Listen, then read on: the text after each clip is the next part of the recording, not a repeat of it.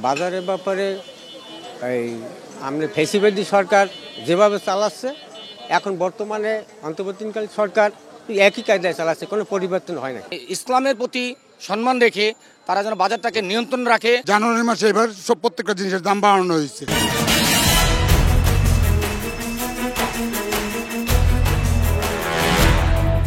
দর্শক শুভেচ্ছা, জনতার কথা অনুষ্ঠানে আপনাদের স্বাগত জানাচ্ছি। আমি আসিফ সুমিত।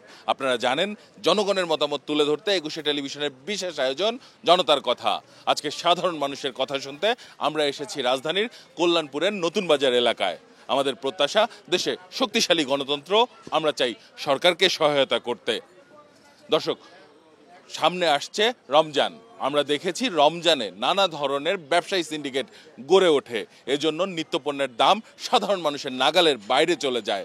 এখন সাধারণ মানুষের কাছে আমরা জানতে চাই যে আগামী রমজান উপলক্ষে এরকম কোনো ধরনের সিন্ডিকেট তাদের চোখে পড়ছে কিনা, বা সরকার কার্যকরী কোনো পদক্ষেপ নিচ্ছে কিনা, তাদের পরামর্শ কি সরকারের প্রতি, জেনে নেব সাধারণ মানুষের কাছ থেকে। দুর্ভাগ্য, এই বাকশালী শাসন আমাদের রমজানে সকল কিছুর দামকে ঊর্ধ্বগতি করে দিয়ে সিন্ডিকেটের মাধ্যমে কোটি কোটি টাকা হাতিয়ে নিয়ে যাওয়ার কারণে আমাদের জনগণের পবিত্র রমজান পালনে তারা যে অসহায় ছিল, সেই অসহায়ত্বকে দূর করে বর্তমান অন্তর্বর্তী সরকার যাতে রমজানের প্রত্যেকটা জিনিসের দাম জনগণের ক্রয় ক্ষমতার মধ্যে আনতে পারে, সেই পদক্ষেপ নেবেন।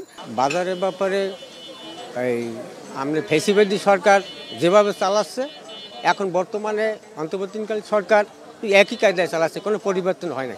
যারা আড়তদারি আছে, পাইকারি বাজার আছে, তারা যেন এত মানে ইসলামের প্রতি সম্মান রেখে তারা যেন বাজারটাকে নিয়ন্ত্রণ রাখে।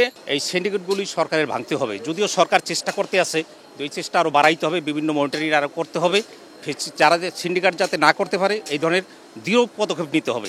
আগের যে সিন্ডিকেট মানে আগে আমি ছিলাম, এখন আমার চাচাতো ভাই দায়িত্বটা পালন করতেছে।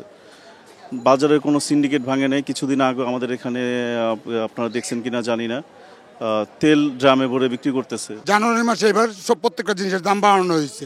ওই জিনিসের যদি দাম আপনার রোজার মধ্যে 10 থেকে 5 টাকা কমায় দিয়ে যদি বলা হয় দাম কমায় দিছি, তাহলে এটা আমরা মানবো না। কিন্তু এখন একটু কম, কিন্তু কম হলে আরও ওই যে বাজার সিন্ডিকেট এখানে বেশি ওখানে কম, কিন্তু এটা যে না থাকে। বিগত সরকার পলায় গেছে ঠিক, তার দোসররা রয়ে গেছে, তারা এখনও যেমন তেল, ডাল, ছোলা এই সমস্ত জিনিসগুলো সিন্ডিকেটের মাধ্যমে মানে এখনও বাড়ায় বিক্রি করতেছে, এগুলি এখনও কমায় নাই। এখনো কিন্তু সমিত দল আমাদের দেশে নাই।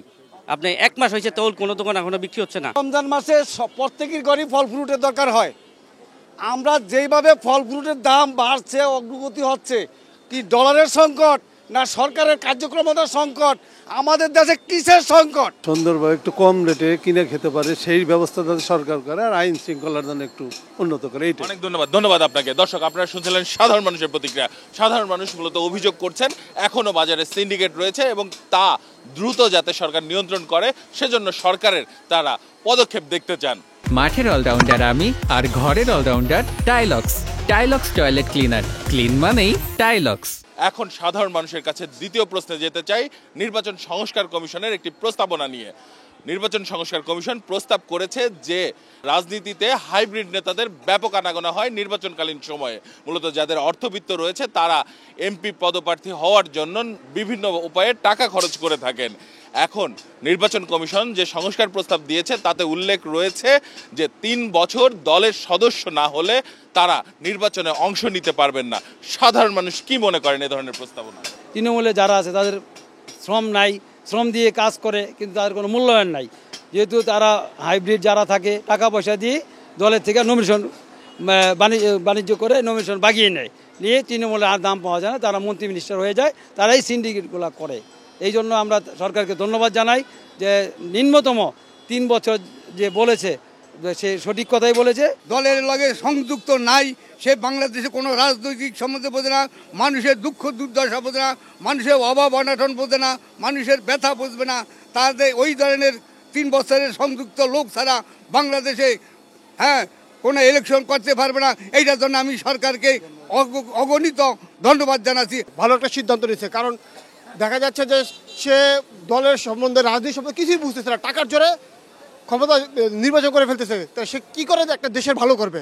এরা টাকা দিয়ে নমিনেশন কিনবে, আবার টাকা বাগিয়ে নিবে, আবার বিদেশে পাড়ি জমাবে, অর্থ পাচার করবে। এটাই হলো ওদের মূল উদ্দেশ্য। এটাকে আমি সাধুবাদ জানাই, ধন্যবাদ জানাই। এই আইনটা যেন শেষ পর্যন্ত বলবৎ থাকে, সঠিকভাবে থাকে। টাকা খরচা কইরা নির্বাচন কইরা তার মতন তাদের গরমে তারা খরচাও করবে, আবার ইনকামও করবে। অনেক নেতারা আছে, ভালো নেতা, টাকা নাই, হ্যাঁ, তারা জনগণের সেবা করতে পারে, জনগণের জন্য কাজ করতে পারে, তারা কখন নমিশন পায় না। এইসব লোকগুলোর খুঁজে দলে উচিত তাদের নমিশন দেওয়া। অনেক ধন্যবাদ আপনাকে। দর্শক, আপনারা শুনছিলেন সাধারণ মানুষের প্রতিক্রিয়া। সাধারণ মানুষ কিন্তু তাদের ভাবনাগুলো অসাধারণ, তাদের চিন্তা অনেক সূক্ষ্ম ও গভীর। দর্শক, জনতার কথা দেখতে প্রতি শনি, রবি, মঙ্গল এবং বুধবার চোখ রাখুন 21 টেলিভিশনে। সঙ্গে থাকবো আমি আসিফ সুমিত।